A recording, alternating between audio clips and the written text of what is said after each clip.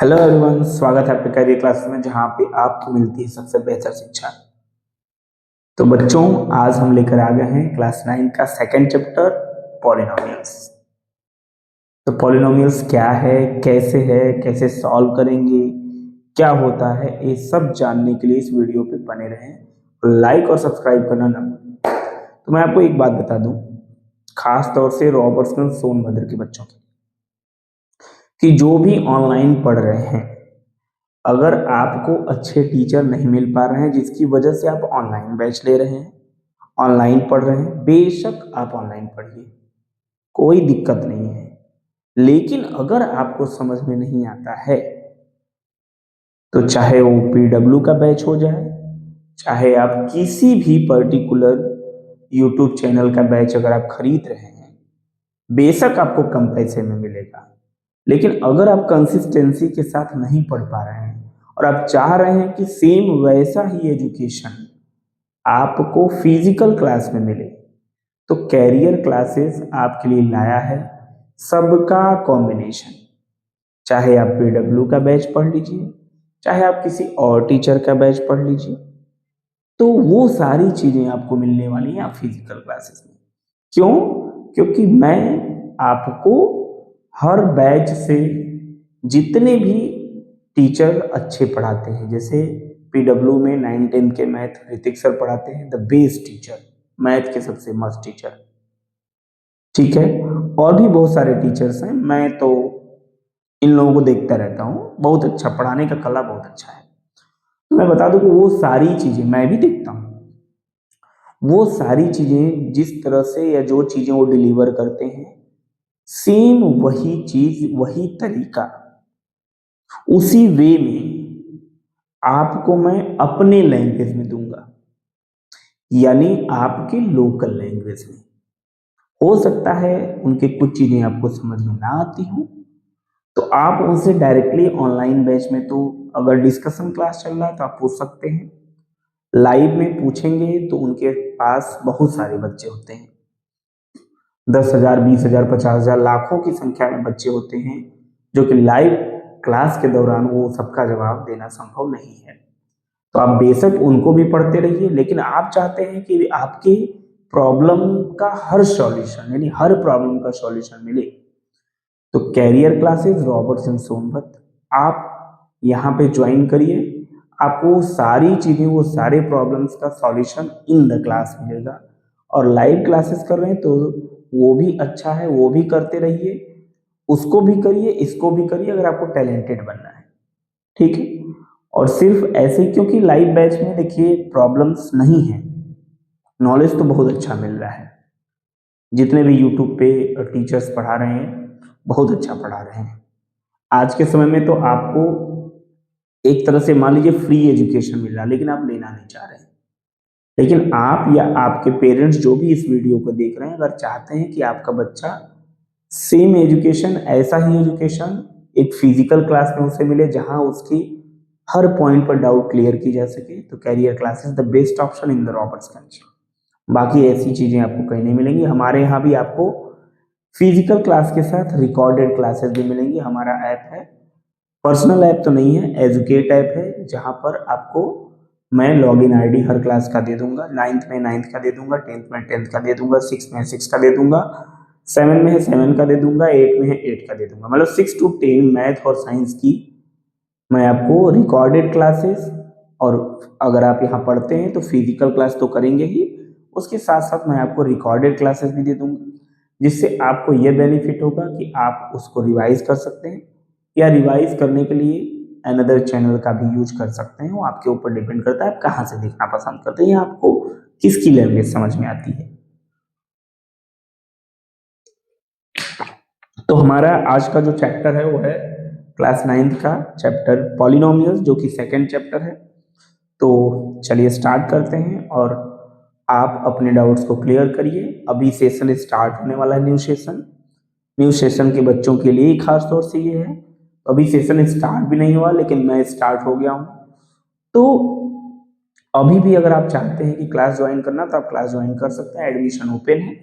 तो चलिए हम लोग चलते हैं अपने टॉपिक पे। पॉलिनोमियल्स एक्चुअली में होता क्या है? पॉलिनोमियल्स को समझने के पहले यानी इसको जानने से पहले हमें दो चीजों को यहां जानना होगा कि कांस्टेंट क्या होता है, कांस्टेंट क्या होता है और वेरिएबल क्या होता है। ठीक है, कांस्टेंट का मतलब वो वैल्यू जिसकी वैल्यू चेंज नहीं की जा सकती। जैसे आप अपने बॉडी को चेंज नहीं कर सकते, आप अपने बॉडी को चेंज नहीं कर सकते, उसे हम लोग कह सकते हैं कांस्टेंट। कपड़े आप रोज चेंज करते हैं, उसे कहते हैं वेरिएबल। यानी जिनकी वैल्यू चेंज हो या अलग हो, अलग अलग हो सकती है। जैसे आप डेली कपड़े चेंज करते हैं, सेम कपड़े तो डेली पहनते नहीं, स्कूल में तो मान लीजिए ड्रेस है, यूनिफॉर्म है, वो तो पहनेंगे, लेकिन डेली आप चेंज करते हैं। ठीक है, हम भी चेंज करते हैं, आप भी चेंज करते हैं। तो जो चेंज हो सके वो वेरिएबल है, जो चेंज हो सके वो वेरिएबल है, और जो चेंज ना हो सके, डू नॉट चेंज, जो चेंज ना हो सके वो क्या है, कांस्टेंट है। तो कौन नहीं चेंज हो सकता, जैसे नंबर है कोई 1 2 3 4 डॉट डॉट डॉट, कोई भी नंबर जो कि चेंज नहीं हो सकता, इसे हम लोग कांस्टेंट कहते हैं। और वेरिएबल स्मॉल लेटर से हम लोग डिनोट करते हैं। ठीक है, ABC, ये है वेरिएबल्स। इनकी वैल्यू कुछ भी हो सकती है, यानी इनके कपड़े कभी भी बदले जा सकते हैं, डेली बदले जा सकते हैं। जिनकी वैल्यू कुछ भी हो सकती है, जो चेंज हो सकता है, उसे हम लोग वेरिएबल कहेंगे, और जिनकी वैल्यू चेंज नहीं हो सकती उनको हम कांस्टेंट कहेंगे। आया समझ में? आई होप कि समझ में आ गया होगा। जैसे अगर मैं यहाँ 2x लिखूं तो 2 इसमें क्या है, कांस्टेंट है। 2 क्या है आपका, कांस्टेंट है, और x क्या है, वेरिएबल है। अभी इसके बारे में डिस्कस होगा कि 2x क्यों हुआ। ठीक है, इसके बारे में भी आगे हम लोग डिस्कस करने वाले हैं। पहले मैं बेसिक कॉन्सेप्ट समझा दूं पॉलिनोमियल्स के पढ़ने के पहले, फिर बात आती है बेटा टर्म्स की, कि टर्म्स क्या होते हैं, है ना। टर्म्स क्या होते हैं, तो टर्म्स जो होते हैं वो कांस्टेंट और वेरिएबल से मिलकर बनते हैं। कांस्टेंट और वेरिएबल से मिलकर बनते हैं। जैसे 2x क्या है, एक टर्म है। 5x क्या है, एक टर्म है। 7x क्या है, एक टर्म है। 2/3x क्या है, एक टर्म है। क्या है, एक टर्म है। जो कांस्टेंट और वेरिएबल दोनों से मिलकर बने उन्हें हम लोग क्या कहेंगे, टर्म्स कहेंगे। क्या कहेंगे, टर्म्स। ऐसा नहीं, यानी ये कह सकते हैं सिंपल, यहां इनटू का निशान लगा दीजिए, यानी इसको कहेंगे प्रोडक्ट। यानी product of constant and variable को भी हम लोग टर्म्स कहते हैं। सम ऑफ कांस्टेंट एंड वेरिएबल नहीं, प्रोडक्ट। क्या, प्रोडक्ट यानी मल्टीप्लिकेशन। ठीक है, इसके बाद हम लोग जानेंगे एई क्या होता है, यानी अलजेब्राइक एक्सप्रेशन क्या होता है। अलजेब्राइक एक्सप्रेशन क्या होता है। एक्सप्रेशन का मतलब एक इक्वेशन से है, एक्सप्रेशन का मतलब एक इक्वेशन से है। कैसे समझेंगे, तो कुछ ऑपरेशन से, किससे, सम ऑपरेशंस, सम ऑपरेशंस। अब सोचेंगे आप बॉडी का ऑपरेशन, नहीं बेटा, some operations like plus minus into and divide. यानी इन ऑपरेशंस का यूज करके जब हम क्या करते हैं, इन ऑपरेशंस का यूज करके जब कई टर्म्स को कंबाइन करते हैं, combine many terms, using these operations combine many terms. यानी जब कई टर्म्स को हम इन ऑपरेशंस का यूज करके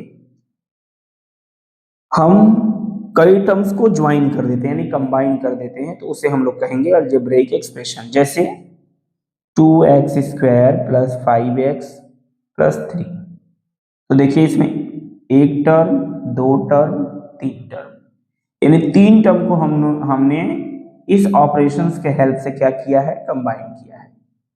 माइनस भी हो सकता है, प्लस भी हो सकता है, इनटू तो है ही, देखिए 2x और 5x क्या है, मल्टीप्लाई है। ठीक है, तो इन ऑपरेशंस का यूज करके जब हम कई टर्म को कंबाइन करते हैं तो उसे हम लोग अलजेब्राइक एक्सप्रेशन कहते हैं।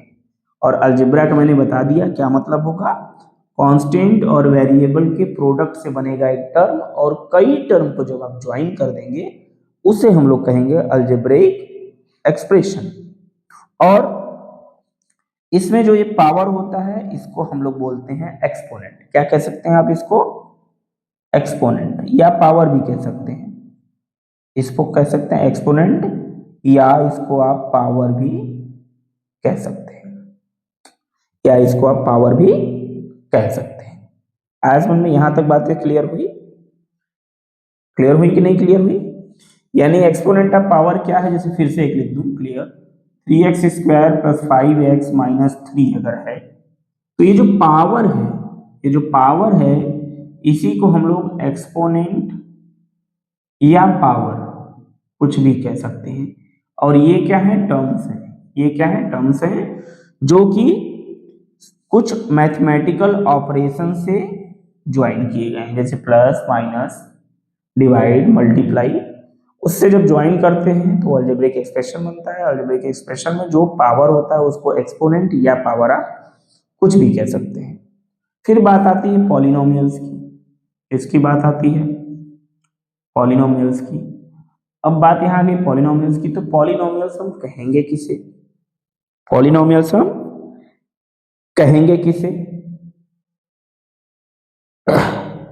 तो पॉलिनोमियल्स हम उसे कहेंगे ऐसे algebraic expression, such algebraic expression, such algebraic expression, ऐसे अलजेब्रिक एक्सप्रेशन जिसका पावर होल नंबर हो, विच या in which power is whole number, power is whole number, जिसका पावर क्या हो? होल नंबर हो, ऐसे एक्सप्रेशन को हम लोग पॉलिनोमियल्स कहेंगे। यानी पावर होल, देखिए हर पॉलिनोमियल्स अलजेब्रिक एक्सप्रेशन हो सकता है, हर पॉलिनोमियल्स अलजेब्रिक एक्सप्रेशन हो सकता है, लेकिन हर अलजेब्रिक एक्सप्रेशन पॉलिनोमियल हो ये जरूरी नहीं है। ऐसे समझ में? जैसे रूट में 2x + 5 + 2x², यहां पर देखेंगे तो इसका पावर देखिए होल नंबर है, ये सही है। इसका पावर भी होल नंबर है, लेकिन इसका पावर होल नंबर नहीं है। इसको आप लिख सकते हैं √2 × √x, और यहाँ √x की जो पावर होगी, अगर हम √x से x को हटाएं तो इसकी हो जाएगी 1/2, और 1/2 होल नंबर नहीं है, इसलिए इसे हम अलजेब्रिक एक्सप्रेशन तो कहेंगे बट पॉलिनोमियल नहीं कहेंगे, बट पॉलिनोमियल यानी पॉली नहीं कहेंगे। तो पॉलिनोमियल क्या होगा? जैसे 3x² + 5x + 3, यहां पर देखिए x की पावर 1 है जो कि होल नंबर है, यहाँ x की पावर 2 है जो कि होल नंबर है, जो कि होल नंबर है, और ये भी क्या है? होल नंबर है। तो जब किसी अलजेब्रिक एक्सप्रेशन की, यानी ऐसे अलजेब्रिक एक्सप्रेशन जिनकी पावर होल नंबर होती है उसको हम लोग पॉलिनोमियल्स कहते हैं। और जिनकी पावर होल नंबर नहीं होती, देखिए कुछ का होल नंबर हो सकता है लेकिन आपको सबका होल नंबर चाहिए। अच्छा, यहाँ आपको प्रॉब्लम हो सकती है, सर ये तो होल नंबर है, सर ये भी होल नंबर है, लेकिन आपको देखना क्या है यहाँ पे? सबका होल नंबर होना चाहिए, यानी हर टर्म में x की पावर होल नंबर होनी चाहिए, हर टर्म में x की पावर होल नंबर होनी चाहिए। यहाँ होल नंबर है, यहाँ होल नंबर, लेकिन यहाँ होल नंबर नहीं है, यहाँ x की पावर 1/2 हो जा रही है, इसलिए इसे हम पॉलिनोमियल नहीं कहेंगे, और इसे हम लोग पॉलिनोमियल कहेंगे, और इसे पॉलिनोमियल नहीं कहेंगे। इसीलिए मैंने कहा कि every polynomial can be algebraic expression but every algebraic expression can not be polynomials, right? I hope कि आपको समझ में आया होगा। ठीक है, अब हम चलेंगे, इतनी बातें क्लियर हो गई तो हम लोग आगे बढ़ते हैं। ठीक है, अगर कोई डाउट हो आप लोगों को तो आप कमेंट कर सकते हैं। और मैं एक चीज बता दूं, मेरे वीडियोस को आप जरूर देखिए, ये मत देखिए कि ये डिजिटल बोर्ड पे नहीं है, व्हाइट बोर्ड पे है। मैं बता दूं, वो सारे कंटेंट, सारी इंपॉर्टेंट चीजें आपको यहाँ मिलने वाली हैं जो अभी तक आपको समझ में नहीं आया है, और मैं हमेशा बेसिक से लेकर चलता हूँ, ठीक है। हमेशा बेसिक पॉइंट को मैं जरूर बताता हूँ ताकि अगर आप पीछे भी कुछ नहीं जानते हैं तो जान जाएं, ठीक है। चलिए अब हम लोग चलते हैं टाइप्स ऑफ पॉलिनोमियल पे कि कितने टाइप्स के पॉलिनोमियल होते हैं, ठीक है। चलिए अब ये सारी चीजें, इसमें बहुत सारी चीजें आप लोग पहले से भी पढ़े हैं, अगर थोड़ा सा रिमाइंड करें तो चीजें समझ में आएंगी, अगर नहीं आती हैं तो फिर आप कमेंट करिए कि सर ये पॉइंट मुझे समझ में नहीं आया, मैं वो पॉइंट फिर से आपको बता दूंगा। क्योंकि इस वीडियो में अगर मैं एक ही पॉइंट को बहुत लंबा लेकर चलूंगा तो आगे फिर वीडियो बहुत लेंदी हो जाएगा। यहाँ पर ये वीडियो सिर्फ आपको समझने के लिए है ताकि आप कॉन्सेप्ट को क्लियर कर लें, उसके बाद किसी भी बुक का क्वेश्चन सॉल्व करें आप आसानी से कर लेंगे। टाइप्स ऑफ पॉलिनोमियल्स की बात करें, टाइप्स ऑफ पॉलिनोमियल्स की बात करें, एक्चुअली बेटा 2 दिन से मैं वीडियो नहीं बना पाया, जिससे मेरा 2 दिन का काम पीछे हो गया और रोज टाइम नहीं मिल पाता, रात भी हो गई है काफी, हमको लगता है 12-1 बज रहे होंगे, नींद भी बहुत तेजी से आ रही है, लेकिन फिर भी जहां चाहा है वहीं रहा है। सच बता दूं आपको ना, तो ये जो रात है ना वो टॉपर्स के लिए है। रात में किसी भी प्रकार का डिस्टरबेंस नहीं होता है। मैं नहीं कहता कि आप रात भर पढ़िए, लेकिन रात का कुछ टाइम आप ऐसा अपने लिए एकदम फिक्स कर लीजिए, जब सब सो जाते हैं तब आप जागिए, क्योंकि इतिहास भी वही लिखते हैं, जो जब सब सोते हैं तो आप जागते हैं। समझ रहे ना मेरी बात, कि सब जब ये सोचे कि अरे चलो पढ़ने का टाइम खत्म हो गया, लेकिन पढ़ने वाला ये कभी नहीं सोचता कि पढ़ने का टाइम खत्म हो गया, और वही आगे निकलता है। रात में किसी प्रकार का डिस्टर्बेंस नहीं है।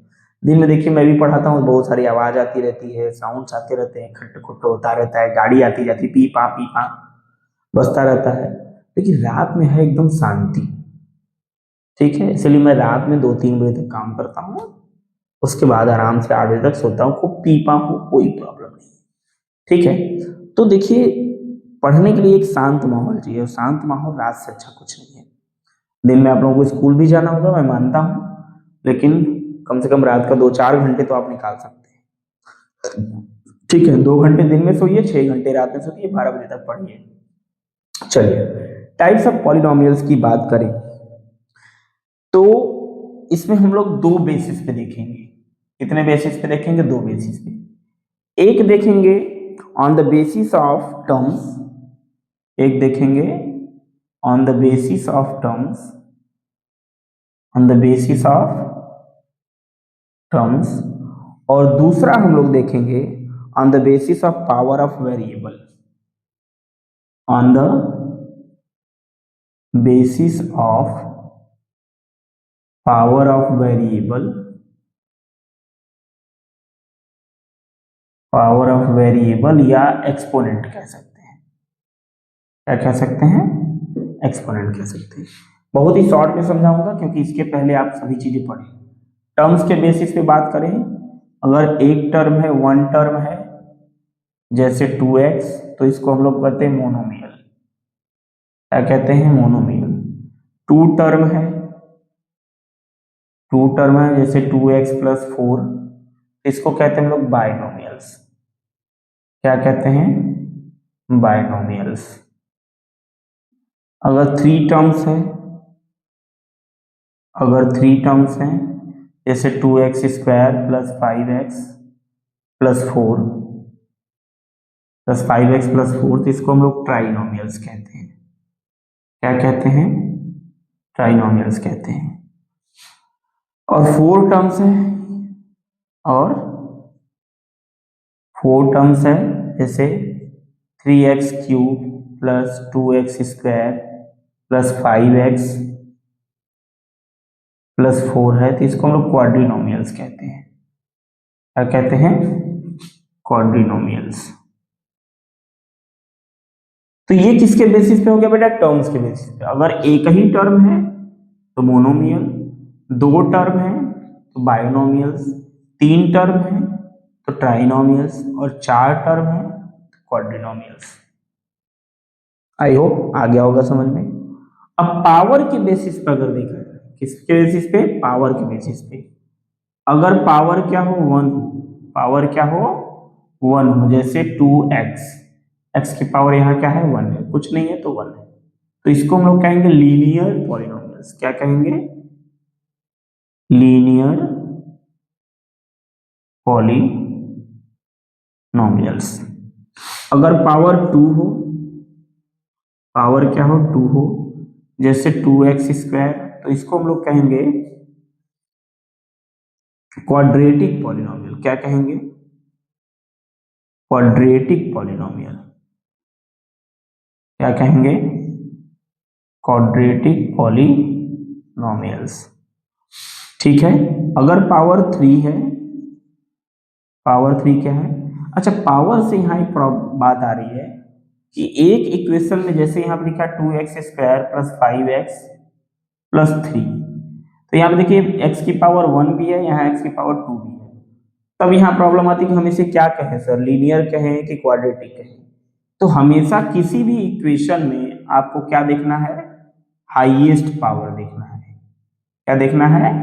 हाईएस्ट पावर से ही हम आइडेंटिफाई करेंगे। ठीक है, आया समझ में? तो हाईएस्ट पावर इसमें कौन है? 2 है, तो 2 है तो ये क्वाड्रेटिक में आ जाएगा। जैसे मान लीजिए क्या है? 2x प्लस 5, तो इसमें हाईएस्ट पावर क्या है? 1 है, तो ये लीनियर हो जाएगा। आया समझ में? हाईएस्ट पावर आपको देखना है सारे टर्म्स में। देखिए सबसे बड़ा पावर किसका है? पावर 3 है अगर, जैसे 2x³, तो इसके हम लोग बोलेंगे क्यूबिक पॉलिनोमियल। क्या कहेंगे? क्यूबिक पॉलिनोमियल्स, उसको हम लोग कहेंगे क्यूबिक पॉलिनोमियल्स। आई होप आपको समझ में आ रहा होगा। हैं? नहीं आ रहा है? अगर पावर 4 है, अगर पावर 4 है जिसको बाई क्वाड्रेटिक कहते हैं, जैसे 5x की पावर 4। देखिए हमको हाईएस्ट पावर देखना है तो मैं एक ही लिख रहा हूं, ठीक है, मैं एक ही लिख रहा हूं, पहला वाला जिसकी हाईएस्ट पावर होगी। तो जरूरी नहीं कि पहला ही हाईएस्ट पावर हो, उसमें से कोई भी हाईएस्ट पावर हो सकता है, लेकिन उसको अरेंज करना पड़ता है। जब भी आप इक्वेशन लिखेंगे पावर के अकॉर्डिंग होता है, हमेशा सबसे बड़े पावर को सबसे पहले लिखा जाता है। तो मैं एक एक टर्म यहाँ लिख के सिर्फ आपको बता रहा हूँ, तो इससे पहचान जाइएगा आप। तो इसको हम लोग कहते हैं बाई क्वाड्रेटिक पॉलिनोमियल। क्या कहते हैं? By quadratic polynomials. By quadratic polynomials. तो ये हो गया हमारा on the basis of term, और ये हो गया हमारा on the basis of power या एक्सपोनेंट। ठीक है, आई होप ये चीजें आपको क्लियर हो गई होंगी। तो इन चीजों को आप नोट कर लीजिएगा, ध्यान से समझ लीजिएगा, बहुत ही इंपॉर्टेंट है। ठीक है, एकदम डिटेल में पढ़ना होगा तो कक्षा 7-8 की बुक उठा लीजिएगा। ठीक है, या तो बेसिक वीडियोस मेरी पड़ी होंगी, आप देख लीजिएगा, उसमें आपको एकदम डिटेल में मिल जाएगा ये। ठीक है, क्योंकि आप 9th में आ गए हैं तो बहुत डिटेल में लेकर, जैसे 6-7 में पढ़ाया गया है, अगर वैसे लेकर चला जाएगा तो फिर वीडियो बहुत लंबा हो जाएगा। 7 और 9 को कवर करना पड़ेगा फिर। हाँ ठीक है, चलिए अब हमें क्या देखना है, क्या समझना है? तो अब हमसे समझना है कांस्टेंट पॉलिनोमियल क्या होता है और जीरो पॉलिनोमियल क्या होता है। ठीक है, चलिए इरेज करें। ओके,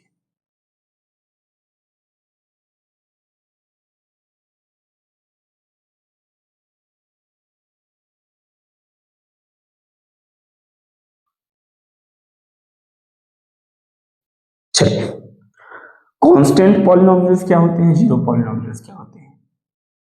कांस्टेंट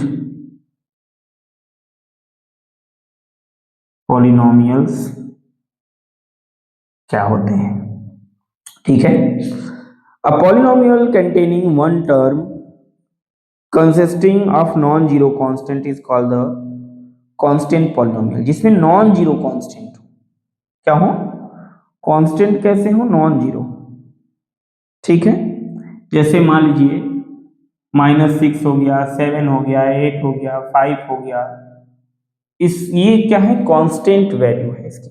इसकी वैल्यू क्या है, कांस्टेंट है, ठीक है, इसीलिए इसको कांस्टेंट पॉलिनोमियल कहते हैं। अब आप बात करें कि सर आपने भी पढ़ा, तो आप कहेंगे सर पॉलिनोमियल में तो आपने बताया कि वेरिएबल और कांस्टेंट का कॉम्बिनेशन होता है, प्रोडक्ट होता है, तो सर ये तो केवल नंबर ही है, तो इसे पॉलिनोमियल्स कैसे कहेंगे? तो इसे भी पॉलिनोमियल्स कह सकते हैं। ये -6 into x to the power 0 कर सकते हैं, और x टू द पावर 0 की वैल्यू आपने एक्सपोनेंट में पढ़ा है 1 होती है, तो 1 इंटू -6 इज इक्वल टू -6 ही होता है। इसका मतलब है ये सब वेरिएबल और कांस्टेंट का कॉम्बिनेशन ही है। 7 को देखिए, 7 into x to the power 0 और x टू द पावर की वैल्यू 1, तो 7 बन जा 7 आ गया ना। 8 को भी देख लीजिए, 8 into x to the power 0 और x टू द पावर की value, x to the power 0 की वैल्यू 1, तो 8 बन जा 8। अब समझ में आ गया कि ये कांस्टेंट पॉलिनोमियल कैसे है, आ गया ना समझ में? बेटा कुछ भी है ना उसके पीछे राज है, और राज को समझने के लिए आपको मेरे साथ जुड़ना होगा, तभी आपको राज समझ में आएगा, ठीक है। कांस्टेंट पॉलिनोमियल क्लियर हो गया, चलिए। अच्छा कुछ पॉइंट्स हैं तो बता दूं मैं। ठीक हो गया है, कुछ बच नहीं रहा है। फिर जीरो ऑफ पॉलिनोमियल क्या होता है? Zero of polynomial, zero of polynomial का मतलब क्या है भैया? ये जीरो ऑफ पॉलिनोमियल किसे कहेंगे? तो जिनका पावर क्या हो, जीरो को ही कह सकते हैं। A polynomial containing one term namely zero is called the zero polynomial. यानी कहने का मतलब क्या है कि जिनके टर्म में क्या हो, जीरो हो, उसे हम लोग कहेंगे, और इसकी डिग्री नॉट डिफाइन होती है। जैसे मान लीजिए कैसे, जैसे x के पावर 0 है, x के पावर क्या है, 0 है, या कहते हैं 0x के पावर 0 है, 0x के पावर 10 है, 0x के पावर 100 है, 0x के पावर 200 है, 0x के पावर n है, कुछ भी है, n का मतलब जो भी नंबर आप रख लीजिए, ठीक है। तो इसकी हम लोग ना पावर जो होती है, क्या होती है, पावर या उसको डिग्री कह सकते हैं, ये नॉट डिफाइन होती है। तो जीरो पॉलिनोमियल की डिग्री, जीरो पॉलिनोमियल की डिग्री क्या होती है, नॉट डिफाइन। क्या होती है, नॉट डिफाइन, मतलब डिफाइन नहीं कर सकते, कुछ भी हो सकता है। और देखिए जीरो इंटू एक्स की पावर 0 है, तो इसका कोई वैल्यू नहीं बन रहा है। यानी जीरो ऑफ पॉलिनोमियल का मतलब क्या होता है, किसी भी पॉलिनोमियल की वैल्यू 0 आ जाए। जीरो पॉलिनोमियल का मतलब ये होता है कि जो पॉलिनोमियल दिया है उसको 0 के इक्वल करना है, जो पॉलिनोमियल दिया है उसको 0 के इक्वल करना है। तो 0 के इक्वल कर देंगे जब, तो उसकी डिग्री तो कुछ हुई नहीं, नॉट डिफाइन हो गई, सिंपल सी बात है, ठीक है। आई होप समझ में आया होगा। चलिए नेक्स्ट टॉपिक है हमारा रिप्रेजेंटेशन ऑफ पॉलिनोमियल्स। पॉलिनोमियल्स को हम रिप्रेजेंट कैसे करते हैं, यानी कैसे दिखाएंगे कि कोई पॉलिनोमियल्स को किस तरह से रिप्रेजेंट करेंगे, यानी क्वेश्चन आपको किस तरह से मिलेगा, ठीक है। चलिए रिप्रेजेंटेशन ऑफ पॉलिनोमियल, या प्रेजेंटेशन भी कह सकते हैं, no problem. Representation of polynomials, polynomials भाई, रिप्रेजेंटेशन का मतलब क्या है कि हम दिखाएंगे कैसे, किसी भी पॉलिनोमियल्स को हम कैसे दिखाएंगे। किसी भी पॉलिनोमियल्स को दिखाने के लिए आप जैसे यहाँ लिख सकते हैं px, अब p का मतलब पॉलिनोमियल। अब देखिए यहाँ p की जगह कुछ भी हो सकता है, g हो सकता है, r हो सकता है, m हो सकता है, जो आप लिखना चाहें इस p की जगह कुछ भी लिख सकते हैं, ठीक है। और x का मतलब क्या है कि जो इक्वेशन हम लिखेंगे उसमें जो वेरिएबल होगी वो x होगी, जैसे 3x + 2, यानी ये ब्रैकेट में जो यहाँ आपको दिख रहा है px, यानी कहने का मतलब ये वेरिएबल है उस इक्वेशन में, वही जैसे यहाँ लिख सकते हैं आप py लिखेंगे तो क्या हो सकेगा, 3y + 2 लिख दीजिए, ठीक है। कभी कभी ये gx भी मिल जाएगा आपको, gx का मतलब क्या है, 2x² + 5x + 3, ऐसे बोल में, यानी x का मतलब क्या, जो यहाँ पे रहेगा ब्रैकेट में वही उसी वेरिएबल का यूज इस इक्वेशन में हुआ है, यानी जो यहाँ पे रहेगा इस ब्रैकेट में उसी वेरिएबल का यूज इस इक्वेशन में। देखिए यहाँ x है तो यहाँ भी x है, यहाँ भी x है, यहाँ y है देखिए यहाँ y है, यहाँ x है देखिए यहाँ x है, यानी जो इसमें रहेगा। और ये जो p p g लिख रहा है आपको यहाँ r भी लिख सकते हैं, ठीक है, और x y की जगह आप यहाँ z भी लिख सकते हैं, इससे कोई फर्क नहीं पड़ता, कोई भी लेटर लिख दीजिए। R Z is equal to क्या हो जाएगा 5z+3, यानी जो यहाँ पे लिखना है वही यहाँ पे वेरिएबल का यूज करना है, ये ध्यान रखना है। तो रिप्रेजेंट आप किसी तरीके से कोई भी अल्फाबेट का यूज करके कर सकते हैं, ये ध्यान रहे। यहाँ जो लिख रहे हैं इसका मतलब पॉलिनोमियल से होता है, और जो ब्रैकेट में यहाँ आपको दिख रहा है इसी वेरिएबल का यूज इस इक्वेशन में हुआ है, इसी वेरिएबल का यूज इस इक्वेशन में हुआ है, इसका मतलब ये होता है। नेक्स्ट आता है हमारा वैल्यू ऑफ पॉलिनोमियल्स। क्या आता है? वैल्यू ऑफ पॉलिनोमियल्स, यानी पॉलिनोमियल्स की वैल्यू क्या होती है, पॉलिनोमियल्स की वैल्यू क्या होती है। तो पॉलिनोमियल्स की वैल्यू वही होगी जो x की वैल्यू होगी। जैसे अगर लिखा है px is equal to x+5, ठीक है, तो अब हमें क्या जानना है पॉलिनोमियल्स की वैल्यू। पॉलिनोमियल्स हमारे पे क्या है x+5 है, क्या हमारे पास x+5 है, समझ में। तो उस x की वैल्यू कुछ भी रख दीजिए, जैसे x की जगह अगर हम 100 रख दें तो 100+5 कितना आ गया 105। अगर x की जगह हम 10 रख दें तो 10+5 15 आ गया। अगर x की जगह हम 5 रख दें 5+5 10 आ गया। अगर x की जगह हम -5 रख दें -5+5 0 हो गया। यानी वैल्यू ऑफ पॉलिनोमियल का मतलब क्या कि जो यहाँ पे वेरिएबल है उसकी वैल्यू हमें निकालनी है, तो उसकी वैल्यू हम जो भी रखते जाएंगे पॉलिनोमियल की वैल्यू ऐसे आती चली जाएगी, ठीक है। अब बात आती है जीरो ऑफ पॉलिनोमियल्स की। जैसे वैल्यू ऑफ पॉलिनोमियल क्या, जीरो ऑफ पॉलिनोमियल क्या होगा।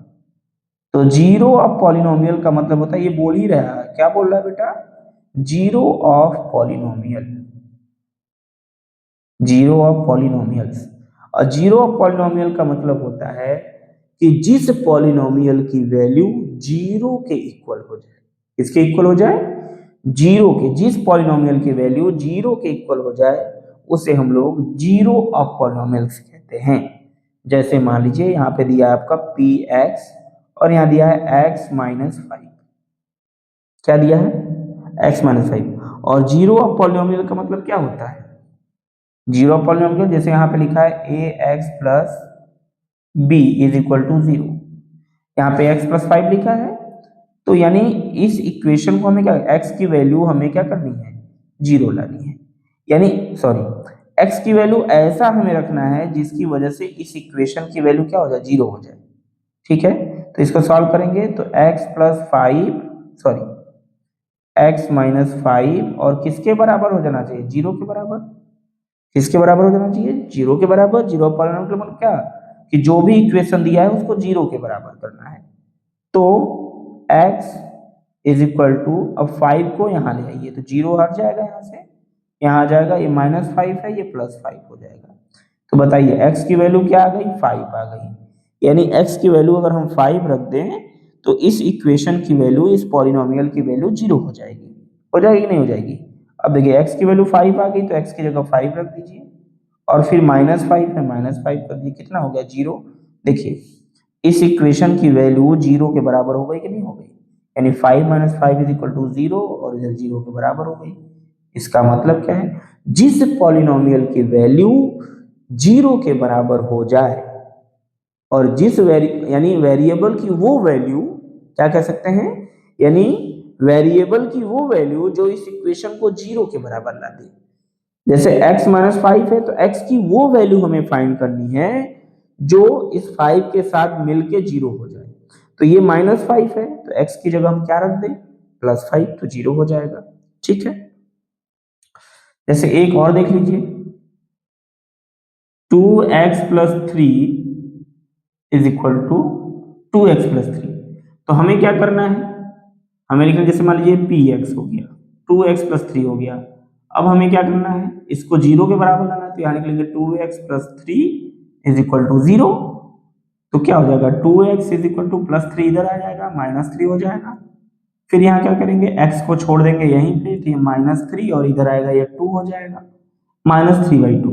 यानी x के जगह पे अगर हम -3/2 रख दें तो ये वैल्यू 0 हो जाएगी। कैसे हो जाएगी, कैसे हो जाएगी, तो 2x की वैल्यू -3/2, -3/2 + 3 इज इक्वल टू 0 हो जाएगा। 2 से 2 कट गया, बचा क्या हमारे, -3 + 3 = 0। यानी हमें वेरिएबल की वो वैल्यू फाइंड करनी है जो उस इक्वेशन को 0 कर दे। ऐसे पॉलिनोमियल्स को हम लोग जीरो ऑफ पॉलिनोमियल कहते हैं, कहते हैं। चलिए कुछ क्वेश्चंस हम आपको बताते हैं जिससे आपको ये टॉपिक्स क्लियर होने लगेंगे। ठीक है, बहुत ही आसान चैप्टर है बेटा, एक टफ तो एकदम नहीं है, और उसके बावजूद भी अगर आपको नहीं समझ में आता है तो आप पढ़ना नहीं चाहते हैं, बात याद रखिए। उसके बावजूद भी आपको नहीं समझ में आता है तो इसका मतलब आप पढ़ना नहीं चाहते। अच्छा एक चीज और, आपको अगर ये लग रहा है कि वीडियो बहुत फास्ट है मेरी, या मैं बहुत फास्ट चला रहा हूँ, तो इसको आप स्लो करके देख सकते हैं। क्या करके देख सकते हैं, स्लो करके देख सकते हैं।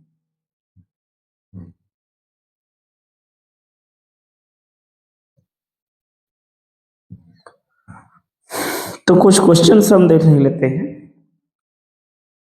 ठीक है, कुछ क्वेश्चंस हम लोग देखेंगे।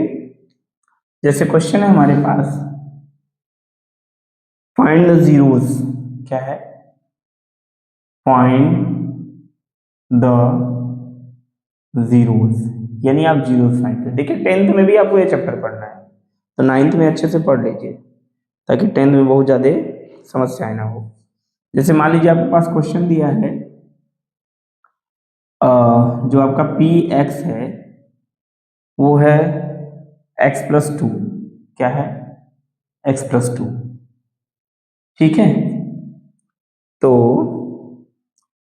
एक हो गया, चलिए 2-3 कर लेते हैं। दो, दूसरा लिख लीजिए, मान लीजिए दिया है rx, मैंने बोला ना कि यहाँ पे आप कुछ भी लिख सकते हैं, और इसमें जो लिखा है उसका मतलब होता है कि किस वेरिएबल का हम यूज कर रहे हैं, तो जिस वेरिएबल का यूज इक्वेशन में होगा वही यहाँ पर रहेगा।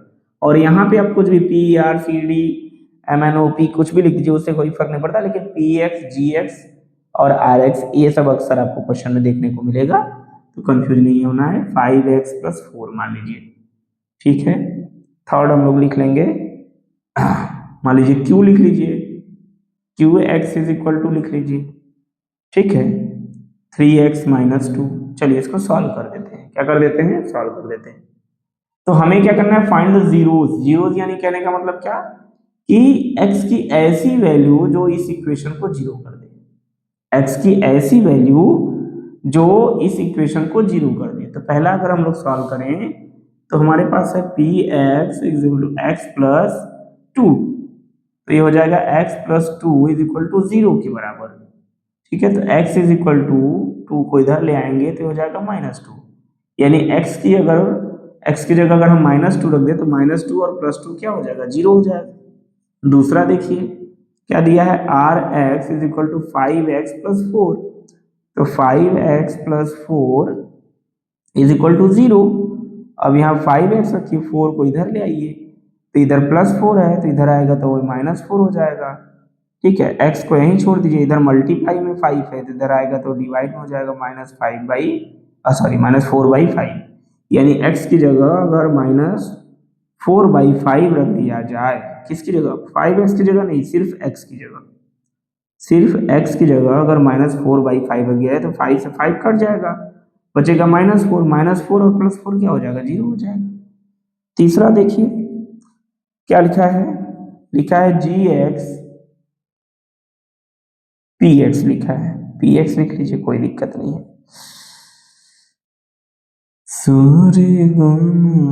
अच्छा gx ही है, लिख लीजिए भाई, gx लिख लीजिए, qx लिख लीजिए, जो मन है वो लिख लीजिए।